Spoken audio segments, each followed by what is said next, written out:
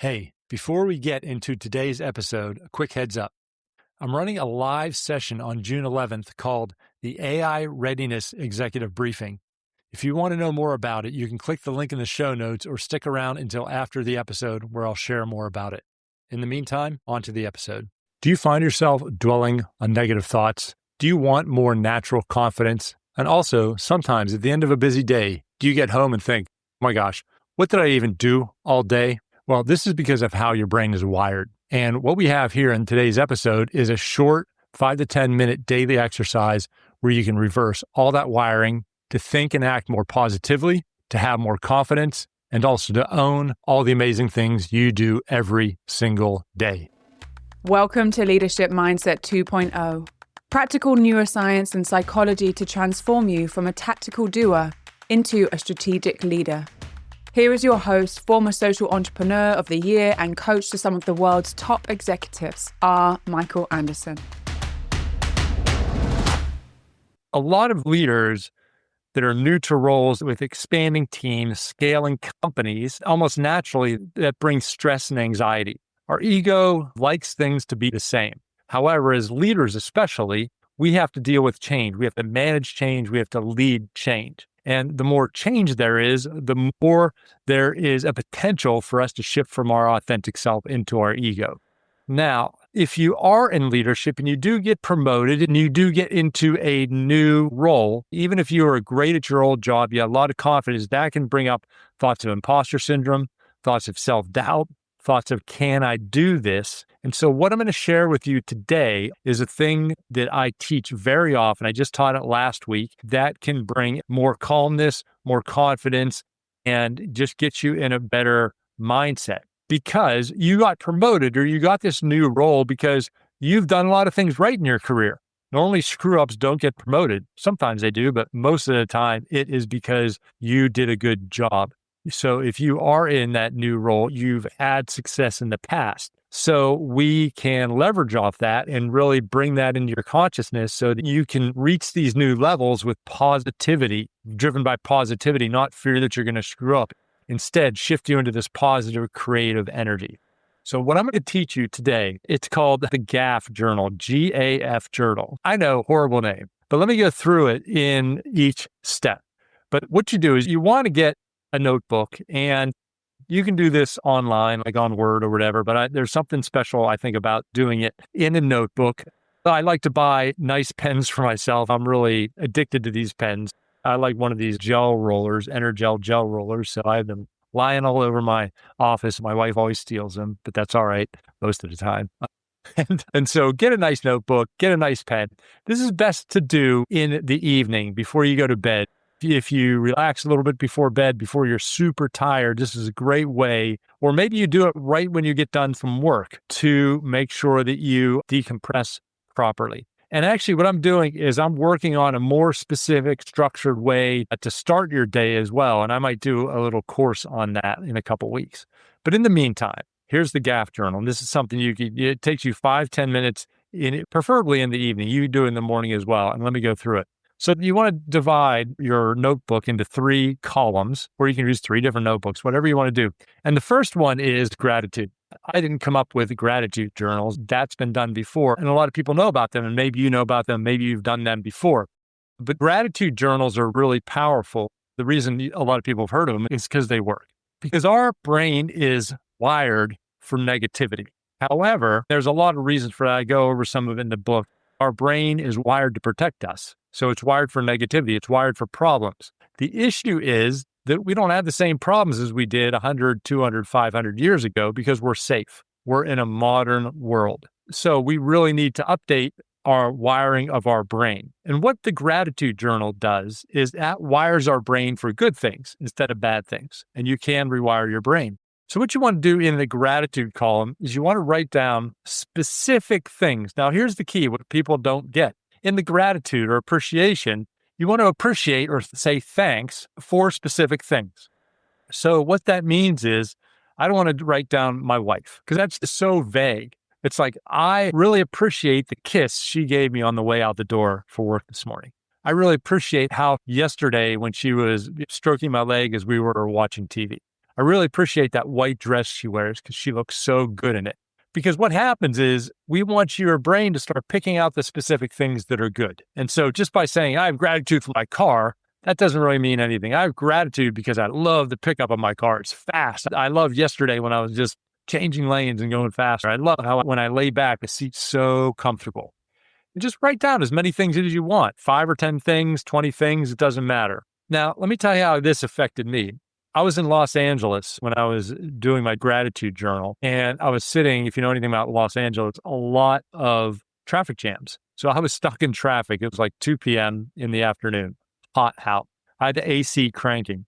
Here I am, I'm stuck in gridlock traffic, sitting back in my seat, not moving. And all I thought was, that air conditioning feels so good on my skin. For a couple of seconds there, I was just like, oh, it's so nice. Now think about this. I'm in gridlock traffic. I'm like, I don't know when I'm going to get out of it. The sun is beating down, but I wasn't focused on any of that. I was focused on how good the air conditioning felt on my skin. And I was just appreciating that moment. I had gratitude for that air conditioning in that moment. So imagine if you could make that shift. And this is how you make that shift, because once you commit to this gratitude journal and do it for a week, 2 weeks, you'll start to, instead of picking out all the problems, you'll be like, oh, that's good, that's good, that's good. Now, don't worry, as you shift to this more positive, optimistic person, it's because some people are like, oh, this negativity drives me. Well, you can be driven by negativity, but people think that if you're not driven by, you're going to lose your edge, you're not going to be as driven. You will be more driven because you'll have more energy and else with positivity. So by doing the gratitude journal, that will really give you this positivity. And so you want to write down specifics. And what I've been doing, I've just been getting back into this. Actually, what I've been doing is I wrote down, I have gratitude for my wife. And then all the things I have gratitude. I think she's beautiful. She is so sweet. She takes care of me. She helps others. And then I wrote down my son. And then I wrote down all the cool things I really appreciate about him. So actually, in a way, I go the opposite. I bring down one larger thing and then I work on the specific. So do whatever works for you. Just be specific. That's your takeaway there. All right. Now, the middle column is the effect column. At one point, I owned 3 companies, running 2 of them. And I would work a 10 or 12-hour day. And I would get back and I was like, did I even get anything done today? It's like I'm busting my butt all day. I'm exhausted. I'm beat. I'm worn out. And it's like, I can't even think of one thing that I completed properly today. So what I did is I took out a note paper and I went through the day.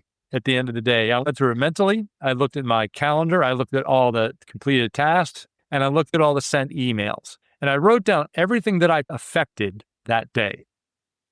Well, I had a great call with this prospect. I helped out this project manager on this client. I talked to the HR. I got this sorted out. I got this. I did this. And I would write down all the things that I positively affected that day.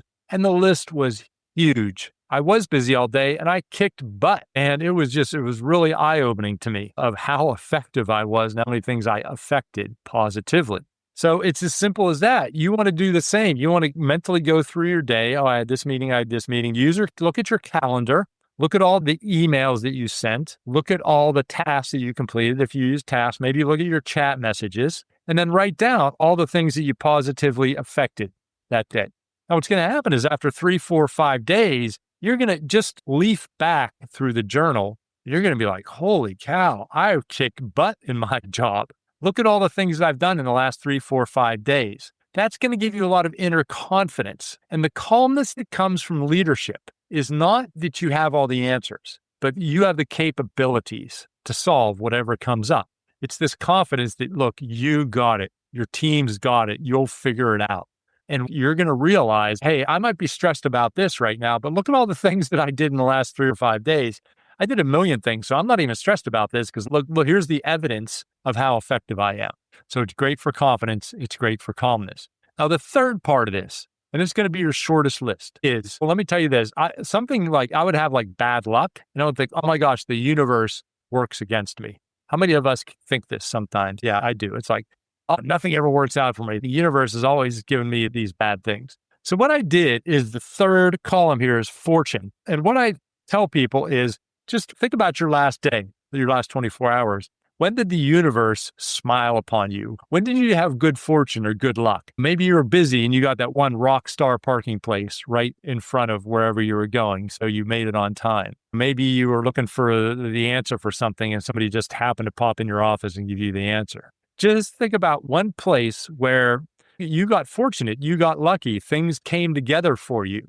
And I would get like one or two of these pretty much every day. And that's all you need. And then I realized that the universe is on my side. Yeah, occasionally I have bad luck. Once a week, something crappy will happen. But look, one or two things happen every day that really support me. I get the right candidate in. I sign this person up. This came out of nowhere. And it really makes me realize that the universe is a giving place, not a taking away place. And it's got my back in its own way. So there you go. That is the old GAF Journal, gratitude, effect, fortune. Really simple. So this is going to be on a normal day. If you have 5, 10, 15 minutes to do this, this is going to be 5, 10 things. Effect could be really long depending on your job. Just look back and put all them. Maybe there are only 3 or 4 or 5 things, depending. Maybe you're a high-level salesperson or something. But a lot of us in leadership, we deal with a lot of different things. So it might be really long. Doesn't matter. Don't worry about the length. Just do it until you really review your day and you feel like you got everything. And fortune might only be 1 or 2 things a day. And then just go over that and then be in the habit. Maybe you want to do this in the morning. Maybe you want to review in the morning what you wrote the night before. Maybe you want to do this in the morning. I think this is more of an evening post-work thing.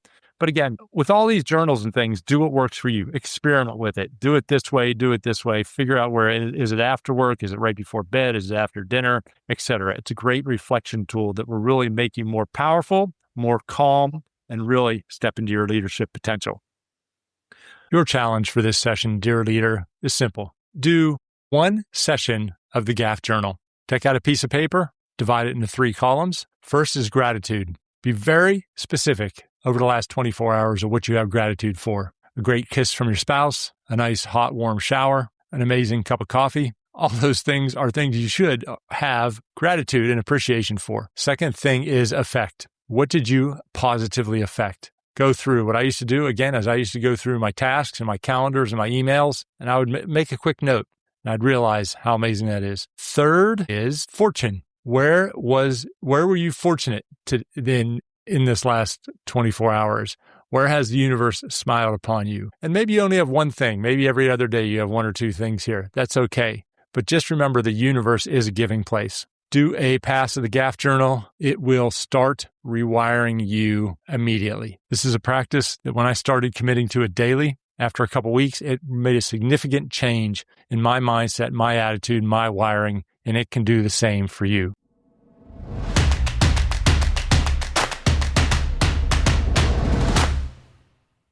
Hey, Michael here. On June 11th, I'm hosting a live virtual event that's titled the AI Readiness Executive Briefing.